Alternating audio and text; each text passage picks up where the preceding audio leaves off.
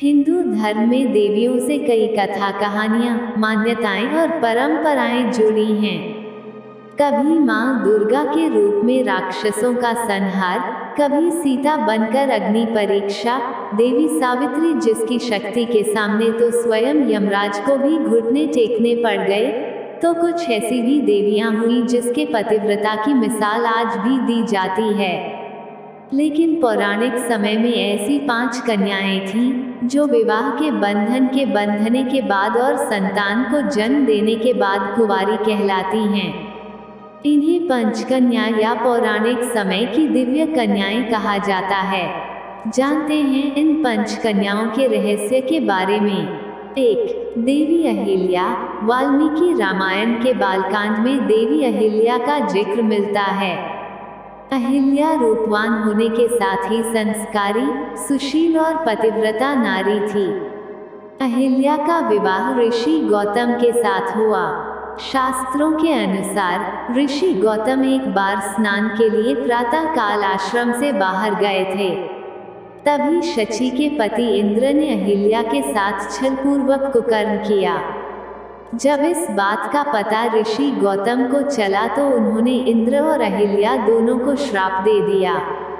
देवी अहिल्या ने ऋषि गौतम से क्षमा याचना भी की और कहा कि इसमें उसका कोई दोष नहीं है।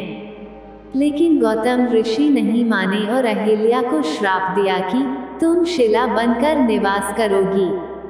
त्रेतायुग में जब श्री विष्णु राम अवतार लेंगे तब उनके चरण रज से ही तुम्हारा उद्धार होगा। इसके बाद राम भगवान द्वारा अहिल्या का उद्धार किया गया है और वह आजीवन कुंवारी कहलाए। 2. द्रौपदी। शास्त्रों के अनुसार द्रौपदी का जन्म यज्ञ से हुआ था। द्रौपदी सुंदर, धीरजवान और पवित्र महिला थी। कहने को तो द्रौपदी 5 पांडवों की पत्नी और 5 पुत्रों की माता थी, लेकिन इसके बावजूद द्रौपदी सदा कुंवारी कहलाई। दरअसल जब द्रौपदी का चीरहरण हो रहा था, जब श्री कृष्ण ने उसकी लाज बचाई थी। कहा जाता है कि भगवान श्री कृष्ण ने ही द्रौपदी को सदा कुंवारी बने रहने का वरदान दिया था। 3. मंदोदरी। लंकापति रावण की पत्नी मंदोदरी को चिरकुमारी भी कहा जाता है, जो कि राक्षस राज मयासुर और हेमा की पुत्री थी। मंदोदरी की मां हेमा अप्सरा थी, लेकिन पिता राक्षस कुल के थे। इस कारण मंदोदरी अत्यंत सुंदर और आदि दानव थी। रावण से विवाह का वरदान मंदोदरी को भगवान शिव से मिला था। रावण से विवाह के बाद मंदोदरी ने अक्षय कुमार, मेघनाद और अतिकाया जैसे पुत्रों को जन्म दिया। मंदोदरी को चिर कौमार्य का वरदान प्राप्त था, इसलिए पुत्रों को जन्म देने के बाद भी उसका कौमार्य भंग नहीं हुआ। 4. तारा। तारा समुद्र मंथन से निकली अप्सरा थी। तारा का विवाह बाली के साथ हुआ। बाली के भाई सुग्रीव ने छल से जब उसका वध कर दिया तो तारा ने श्री राम को कोसते हुए श्राप दिया कि वह भी अपनी पत्नी सीता को पाने के बाद खो देंगे। साथ ही तारा ने यह भी कहा कि अगले जन्म में बाली के हाथों ही राम की मृत्यु होगी। इसके बाद द्वापर युग में भगवान विष्णु ने भगवान कृष्ण के रूप में जन्म लिया और उनके इस अवतार का अंत भी जरा नामक शिकारी के हाथों हुआ, जो कि बाली का ही दूसरा जन्म था। तारा को भी आजीवन कुंवारी रहने का वरदान प्राप्त था। 5. कुंती। कुंती महल में आए महात्माओं की सेवा करती थी।